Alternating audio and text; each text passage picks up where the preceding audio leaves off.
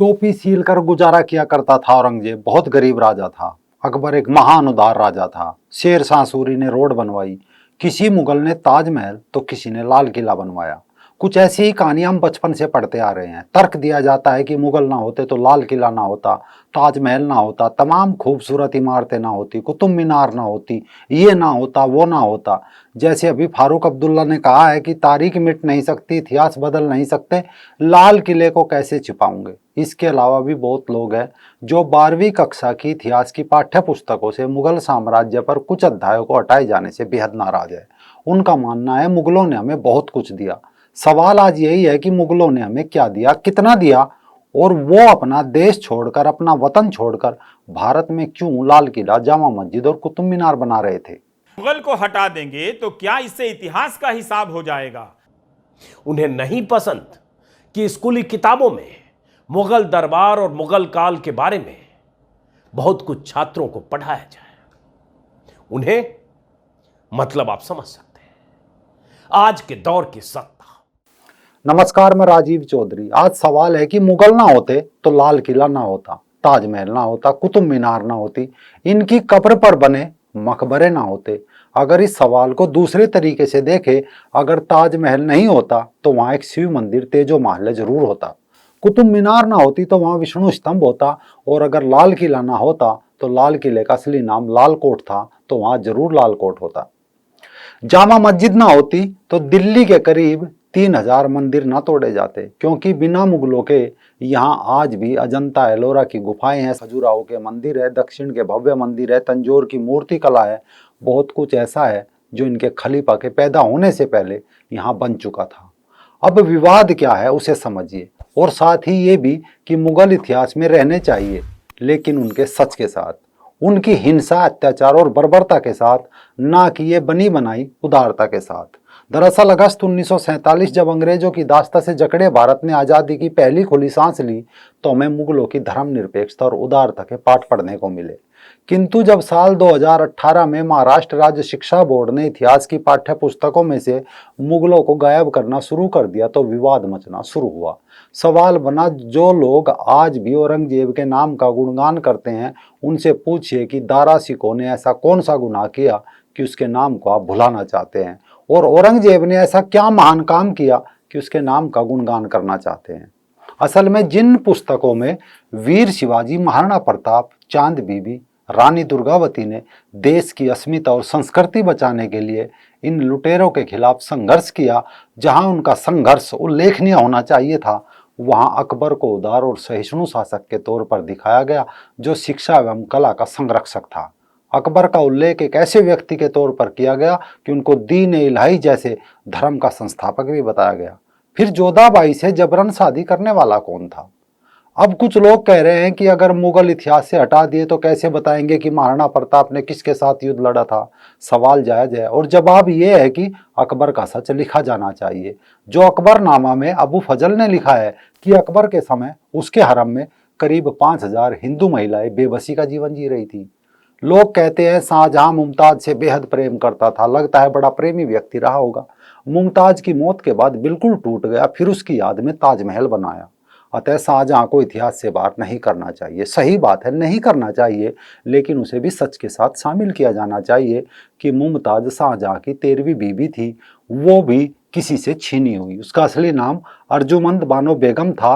और तो और जिस शाहजहां और मुमताज के प्यार की इतनी डींगे हाँकी जाती है, वो शाहजहां की न तो पहली पत्नी थी और ना आखिरी। शाहजहां से शादी करते समय मुमताज कोई कुंवारी लड़की भी नहीं थी, बल्कि वो भी शादीशुदा थी। उसका पति शाहजहां की सेना में सूबेदार था, नाम था शेर अफगान खान। तो शाहजहां ने शेर अफगान खान की हत्या करा के मुमताज उससे छीन ली थी। दूसरा, शाहजहां के हरम में 8000 हिंदू महिलाएं थी, जो उसके पिता जहांगीर से उसे विरासत में मिली थी। उसने बाप की संपत्ति को और बढ़ाया। उसने हरम की महिलाओं में व्यापक छांट की तथा जो बुढ़िया हो चुकी थी उन्हें भगाकर अन्य हिंदू परिवारों से जबरदस्ती लाकर हरम को बढ़ाता रहा, और अंत में शिव मंदिर तोड़कर, तेजो महल ढाकर ताजमहल बना दिया। तभी हम कहते हैं कि इतिहास से मुगल नहीं मिटने चाहिए, बल्कि इस झूठी उदारता की जगह वो सच लिखा जाना चाहिए जिसके छल बल से इन्होंने यहाँ राज किया, ताकि आने वाली नस्लों को पता चले कि इनकी मजहबी सनक के कारण भारतीय समुदाय हमारे पूर्वजों का कितना मानवर्धन हुआ। हत्याएं और बलात् धर्म परिवर्तन का भी सच लिखा जाना चाहिए, ताकि आने वाली नस्लें यदि इतिहास का कोई पन्ना निचोड़े तो उसमें से दर्द, आंसू और खून निकल कर आए। दरअसल इरफान हबीब जैसे इतिहासकारों का मुगल उदारता का इतिहास लेखन इस भारतीय चेतना में एक रत्ती भर भी परिवर्तन इसलिए नहीं कर पाई कि पीढ़ी दर पीढ़ी उनके अत्याचारों को हिंदुस्तान की जनता ना भुला पाई और ना भुला पाएगी। मुगल मौखिक इतिहास में रहेंगे। मुगलों को इतिहास में रहना भी चाहिए, ताकि हमें पता रहे कि महाराणा प्रताप से लेकर वीर शिवाजी तक कैसे इन धोखेबाज मुगलों से वे लोग लड़े, लेकिन इस तरह नहीं जिस तरह से उन्हें परोसा जा रहा है, बल्कि उस सच के साथ जो कुकृत्य इन्होंने भारतीय जनमानस के साथ किए, ताकि आने वाली पीढ़ियों को पता चले कि क्रूरता की सीमा क्या होती है, क्रूरता का रूप क्या होता है, क्रूरता का रंग क्या होता है। इन धर्मांध लोगों ने किस तरह हिंदू समाज का पतन किया। औरंगजेब ने अपने शासनकाल में बहुत सी हत्याएं की, बहुत से लोगों को निर्ममता से प्रताड़ित किया, बहुत सारे मंदिरों को तोड़ा। इतिहास गवाह है कि मुगल किस तरह के शासक थे, किस तरह उन्होंने यहाँ खून की होली खेलकर अपना राज्य स्थापित किया। वो एक कम्युनल शासक थे, मजहबी शासक थे, और आज के समय में जो ISIS या तालिबान कर रहा है वो उस समय करते थे, यानी वो विलेन थे, ना कि हमारे हीरो। आज कुछ पत्रकारों द्वारा कहा जा रहा है कि मुगल इतिहास के प्रति नफरत आज नहीं गढ़ी गई, अंग्रेज 200 साल पहले इसकी बुनियाद रख गए थे। सवाल मुगलों के इतिहास को हटाने या बदलने का नहीं है, सवाल है इसके बहाने हिंदू और मुसलमान के बीच नफरत को बनाए रखने का, जो 100-200 सालों से इस देश में चला आ रहा है। आज उस नफरत को घर घर पहुंचाया जा रहा है। 1904 में ही मराठी पत्रकार सखाराम गणेश देउस्कर ने दशेर कथा नाम की किताब लिखी थी, जिसमें देउस्कर लिख रहे थे कि मुसलमानों के खिलाफ हिंदुओं को भड़काने के लिए चाल चली गई, आज भी चली जा रही है, ऐसा पत्रकार लिख रहे हैं। यानी उन पत्रकारों के अनुसार देउस्कर ने मुगलों और मुसलमानों के प्रति नफरत भरी किताब लिखी, लेकिन पत्रकारों ने ये नहीं बताया कि हिंदुओं से नफरत उनकी इतिहास में उनकी बहु बेटियों का मान मर्दन, काफिर को जहां पाओ वहां मारो वाली प्रेम दर्शाती आसमानी पुस्तक किसने लिखी थी, किसके दम पर पिछले 1400 सालों से दुनिया आतंकित है, कौन सी किताब है वो। लेकिन फिर भी पढ़ा जा रहा है कि भारत के लोगों को कपड़े पहनने किसने सिखाए, मुगलों ने। भारत के लोगों को खाना खिलाना किसने सिखाया, मुगलों ने। भारत में सड़कों का जाल किसने बिछाया, मुगलों ने। क्योंकि इससे पहले भारत के लोग टेढ़े मेढ़े चलते थे, मुगल बोले गलत बात है, सीधे चलो, सड़कों पर चलो। फिर मुगलों ने भारत में किले बनवाए ताकि घास फूस से निकलकर भारतीय समुदाय झोपड़ियों से निकलकर बड़े बड़े किलों में रहे। हो सकता है कुछ मिस्टेक हो गई हो, वरना बजाज चेतक स्कूटर से लेकर इसरो का PSLV और इंटरनेट 4G 5G सब मुगलों की देन है, ये भी लिख देते। वरना यहाँ था क्या, वे तो अपने साथ सरिया लेकर आए थे, बाकी ईंट रोड़ी डस्ट बदरपुर यहाँ से ले लिया और सब जोड़कर इन्होंने सरिया हुकूमत बना दी। फिर मुगलों ने देखा यहाँ के लोगों को पूजा प्रार्थना का ज्ञान नहीं था, ना विधि की जानकारी थी। फिर बाबर ने अयोध्या आकर भगवान श्री रामचंद्र जी का मंदिर बनाया, लोगों को बताया कि आपके मर्यादा पुरुषोत्तम भगवान श्री रामचंद्र जी हैं, इनकी पूजा करनी चाहिए। वो भारत के लोग नहीं माने, उन्होंने मंदिर तोड़कर वहाँ बाबरी मस्जिद बना डाली। अब इसमें बाबर की क्या गलती। मथुरा में औरंगजेब ने शाहीदगाह मस्जिद तोड़ी और भगवान श्री कृष्ण का मंदिर बनवाया। किसी मुगल ने ज्ञानवापी मस्जिद तोड़कर काशी में बाबा विश्वनाथ का मंदिर बनाया। वरना भारत वालों के पास क्या था, दिल्ली की जामा मस्जिद, हैदराबाद की चार मीनार। मुगल ही असली हिंदुस्तान के निर्माता थे।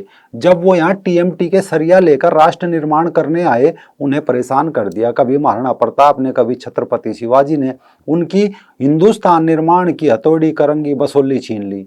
एशियन पेंट के डब्बे उठाकर सिख गुरुजी ले गए। एक तो उनके हिंदुस्तान निर्माण में ये हिंदू राजा बहुत रुकावट बने, ऊपर से अब ज्ञान दे रहे हैं। उनका सपना इन्हीं लोगों ने तोड़ा, वरना आज भी हम भी तालिबान की तरह बिना बुरखे वाली के पीछे लाठियां लेकर डोलते।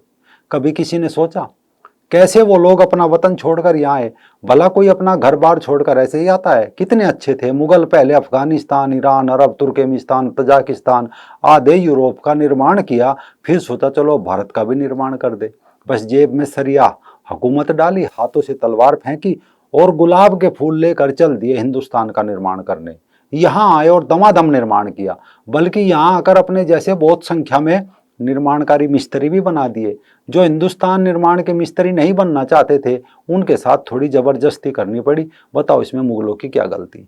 इन लोगों की माने तो मुगल भारत निर्माता थे और उस भारत निर्माण में अड़ंगा लगाने वाले थे बप्पा रावल, महाराणा प्रताप, वीर शिवाजी, गुरु गोविंद सिंह जी, बंदा बैरागी, गुरु तेग बहादुर जी, महाराजा रणजीत सिंह जी, मराठे, बाजीराव पेशवा, महाराजा छत्रसाल, महाराजा सूरजमल, गोरा बादल, ऐसे न जाने कितने सूरवीर योद्धा थे जिन्होंने मुगलों को हिंदुस्तान निर्माण से रोका। जो इस इतिहास को नहीं मानता और मुगलों को लुटेरे समझता है तो वो काफिर है, कट्टरपंथी है, वो नफरत फैला रहा है। अगर आपको भी ऐसा लगता है तो कमेंट बॉक्स में अपनी राय जरूर दे कि मुगल महान थे या बेईमान थे। वो इतिहास में रहने चाहिए लेकिन उनके सच के साथ, उनकी बर्बरता, हिंसा और अत्याचार के साथ।